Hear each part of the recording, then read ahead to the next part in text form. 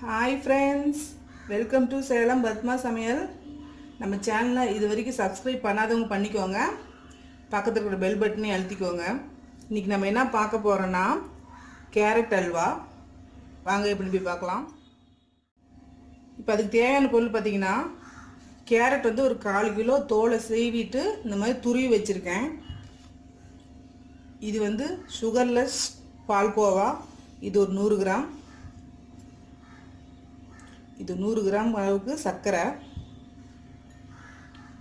ஒரு 3 table spoon நெய், ஏலக்காய் பொடி, இது பார்த்திங்கன்னா முந்திரி, திராட்சை, பாதாம், இது வந்து வெள்ளரி விதை. பாருங்கள், ஒரு பேன் நான் வச்சுருக்கேன். இதை 1 ஸ்பூன் நெய் ஊற்றிக்கிறேன். நெய் ஊற்றிட்டு இந்த முந்திரியெல்லாம் வறுத்துக்கலாம். முந்திரி, பாதாம்,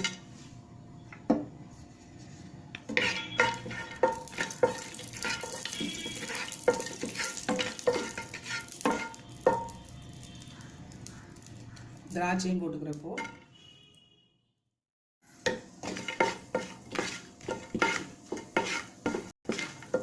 பாருங்க, இது நல்லா வறுப்பட்டுருச்சு. இது தனியாக எடுத்து வச்சுக்கலாம். இப்போ அதே பேனில் அந்த கேரட் போட்டு வதக்கலாம்.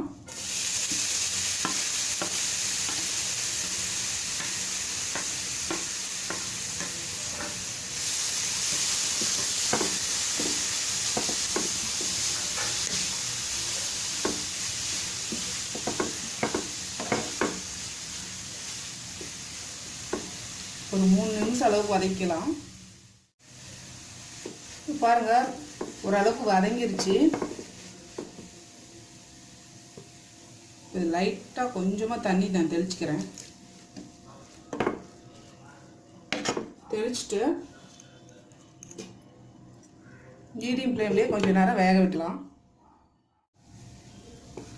கேரட் பாருங்கள் ஓரளவுக்கு வெந்துருச்சு. இப்போ நான் வந்து சர்க்கரை போடுறேன்.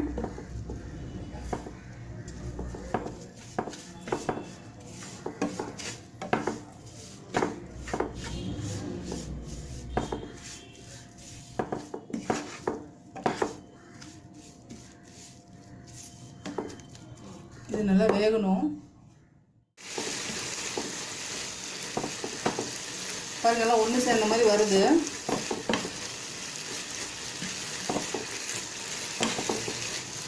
இன்னும் கொஞ்சம் நல்லா வேகணும். இப்போ இந்த கோவா போடுறேன்.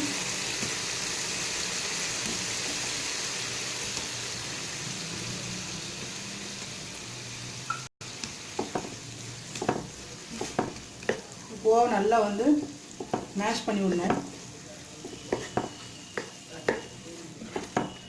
ஒரு 2 மினிட்ஸ் விட்டால் அதே மேஷ் தான் இருக்கும். பாருங்கள், கோவா நல்லா எல்லாமே மிக்ஸ் ஆகிடுச்சு. ஏலக்காய் பொடி போடுறேன். கொஞ்சமாக நெய் ஊற்றிக்கிறேன்.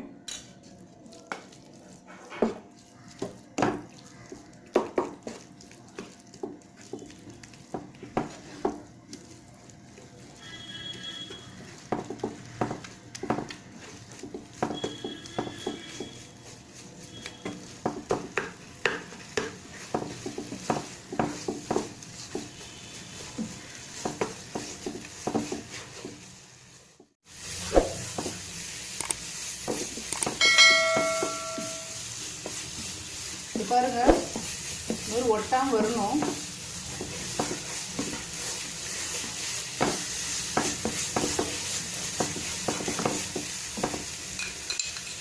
நான் நெய் 1 ஸ்பூன் ஊற்றுறேன்.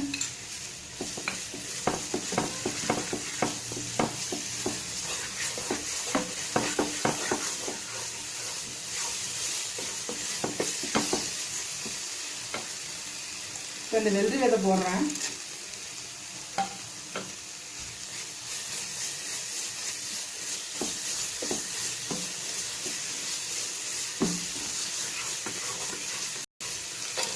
வறுத்த முந்திரி, திராட்சைலாம் போட்டுக்கிறேன்.